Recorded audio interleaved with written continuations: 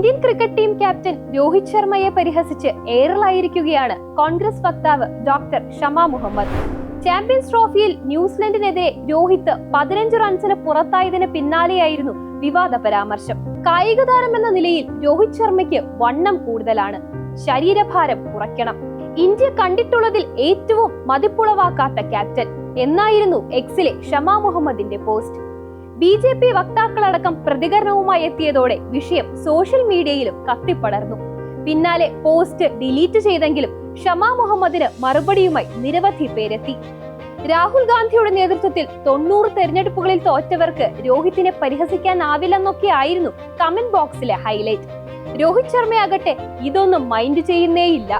T20 cup അടക്കം ഇന്ത്യക്ക് നിരവധി നേട്ടങ്ങൾ നേടിക്കൊടുത്ത ക്യാപ്റ്റൻ ഇപ്പോൾ ചാമ്പ്യൻസ് ട്രോഫി മത്സരത്തിൽ തോൽവി അറിയാതെ ഇന്ത്യയെ നയിക്കുകയാണ്. ഓസ്ട്രേലിയക്കെതിരെ സെമി ഫൈനൽ മത്സരത്തിന് തയ്യാറെടുപ്പിലാണ് ഹിറ്റ്മാൻ. ടീം കേരളയെ അറിയില്ലേ?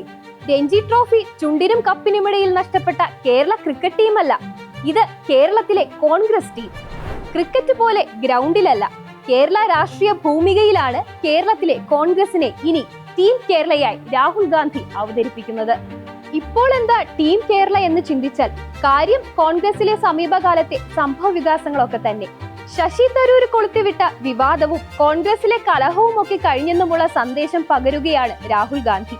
ശശി തരൂരും KC വേണുഗോപാലും VD സതീശനും K സുധാകരനുമെല്ലാമുള്ള ചിത്രത്തിന് മുന്നിലുള്ള ലക്ഷ്യത്തിന്റെ വെളിച്ചത്താൽ അവർ ഒന്നായി നിലകൊള്ളുന്നു. ടീം കേരള എന്നായിരുന്നു രാഹുൽ ഗാന്ധിയുടെ കുറിപ്പ്.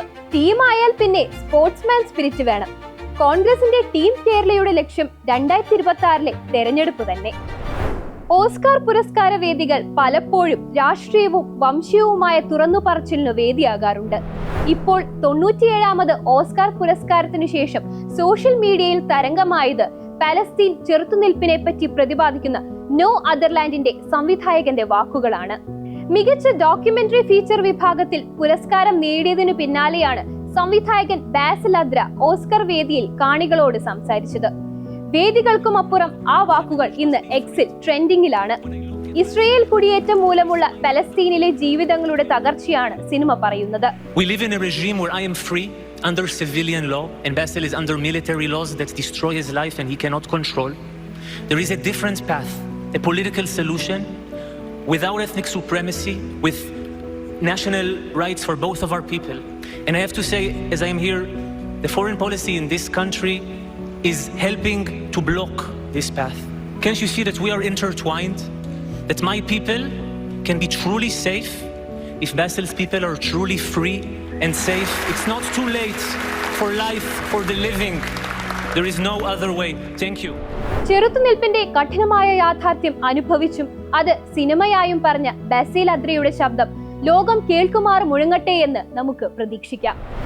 No drama, no politics. സ്ത്രീകളില്ലാത്ത ജോലി സ്ഥലം, നോ ഡ്രാമ, നോ പൊളിറ്റിക്സ്.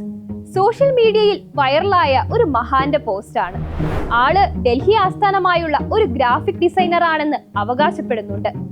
തന്റെ പുതിയ ജോലി സ്ഥലത്തെക്കുറിച്ച് അനുരാഗ് മൗര്യ എന്നയാളാണ് എക്സിൽ കുറിച്ചത്. 70,000-ഓളം വ്യൂസോടെ പോസ്റ്റ് സോഷ്യൽ മീഡിയ പ്ലാറ്റ്ഫോമിൽ പുതിയ ചർച്ചകളാണ് സൃഷ്ടിച്ചിരിക്കുന്നത്. ഒടുവിൽ സ്ത്രീകളില്ലാത്ത ഒരു കമ്പനിയിൽ ചേർന്നു. എന്റെ സഹപ്രവർത്തകരെല്ലാം 40-ന് മുകളിൽ പ്രായമുള്ളവരാണ്. No drama, no politics.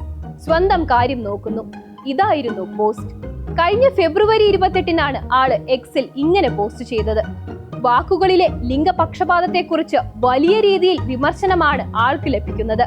വെറുപ്പുളവാക്കുന്ന വാക്കുകളാണിതെന്നും utopian ചിന്തയാണെന്നും പലരും പരിഹസിക്കുമ്പോൾ താങ്കളുടെ വീട്ടിൽ സ്ത്രീകളില്ലേ എന്നുള്ള ചോദ്യവുമുണ്ട്.